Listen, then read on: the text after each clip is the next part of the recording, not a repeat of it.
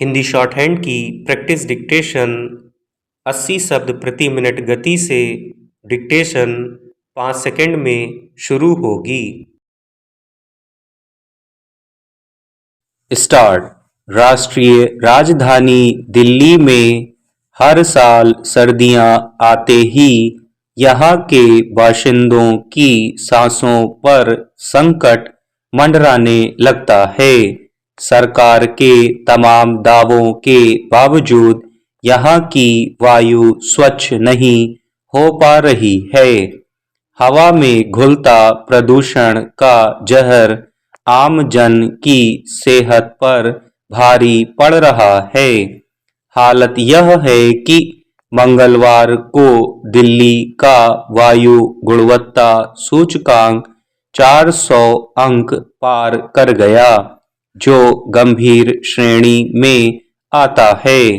दिल्ली से सटे नोएडा की पहचान तो देश के सबसे प्रदूषित शहर के रूप में की गई। दिल्ली हाई कोर्ट ने भी बुधवार को इस पर चिंता जताई और कहा कि ऐसी आपात स्थिति में सरकार को वायु साफ करने वाले उपकरणों एयर प्यूरिफायर पर कर में छूट देने को लेकर विचार करना चाहिए। इसके लिए जीएसटी परिषद को जल्द से जल्द बैठक बुलाने का निर्देश दिया गया। ऐसे में सवाल है कि आखिर शासन एवं प्रशासन प्रदूषण से निजात दिलाने के लिए कोई स्थायी एवं प्रभावी योजना लागू क्यों नहीं कर पा रहे हैं।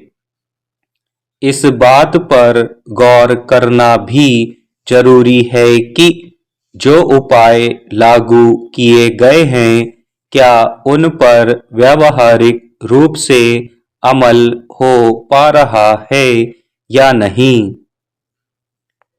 यह लंबे समय से बहस का विषय रहा है कि आखिर दिल्ली में प्रदूषण क्यों बढ़ रहा है।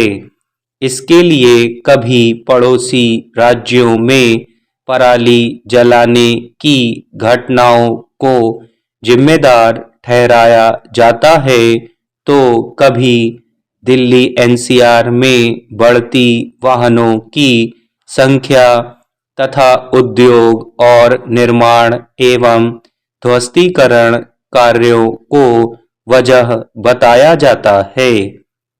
मगर इन दिनों तो पराली जलाने की घटनाएं भी बहुत कम सामने आ रही हैं।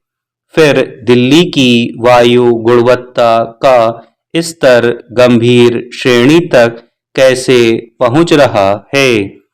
जाहिर है कि इसके पीछे कोई एक वजह नहीं हो सकती। इसलिए प्रदूषण के सभी स्रोतों का ईमानदारी से आकलन करने की जरूरत है। दूसरा यह सवाल भी महत्वपूर्ण है कि दिल्ली उच्च न्यायालय के सुझाव पर अगर वायु साफ करने वाले उपकरणों पर सरकार जीएसटी में छूट दे देती है, तो इसका लाभ भी आर्थिक रूप से सक्षम तबके तक ही सीमित रहेगा। बाकी आम लोगों को तो जहरीली हवा में ही सांस लेना पड़ेगा। उनके स्वास्थ्य की चिंता कौन करेगा। जबकि इस मामले में सर्वोच्च न्यायालय अपने एक आदेश में कह चुका है कि स्वच्छ हवा पर सभी नागरिकों का अधिकार है।